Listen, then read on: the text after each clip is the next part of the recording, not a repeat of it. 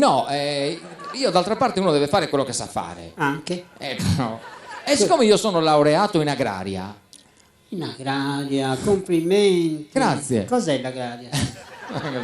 L'agraria è una materia che studia le colture, l'agricoltura, le piante, è una cosa complessa. Vero. Lei ha qualche pianta, qualche frutteto, qualche... Sì, c'è una frutta. Ha una pianta? L'albicoccola.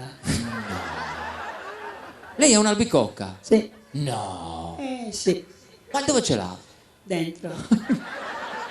In giardino? Sì, nel giardinetto. Dai. Sì. Ma guardi la strana coincidenza, ma lo sa che la mia tesi di laurea era proprio sull'albicocca? Non me lo dica. Ma sì. Incredibile. Sì, io sono allora esperto. entri, cosa vuole che le No, dica?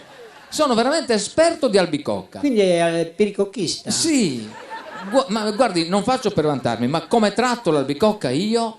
Veramente pochi, eh? Allora guardi, entri. No. Dico, Entri immediatamente. No, Cioè. adesso lei faccia così, mi dica in che condizioni è la sua albicocca, come sta? Ha bisogno di una chiusura a lampo.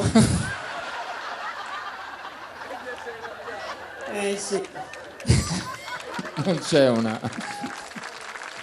rimedio. No.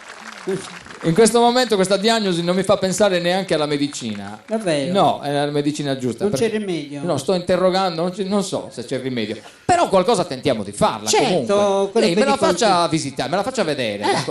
Ehi. Facciamo una cosa. Ci organizziamo in questo modo. Allora, io domani mattina alla luce del sole, d'accordo? Io vengo da lei.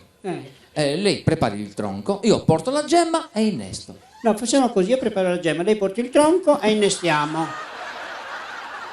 E dopo poto. E se non puoi tu, poto io. Vabbè, Chi vuole prima pode, chi non può non può. qualcosa combineremo. Va bene. D'accordo? E chi lo sa? Mi Sai dispiace. che domani mattina dopo le tette? Va bene.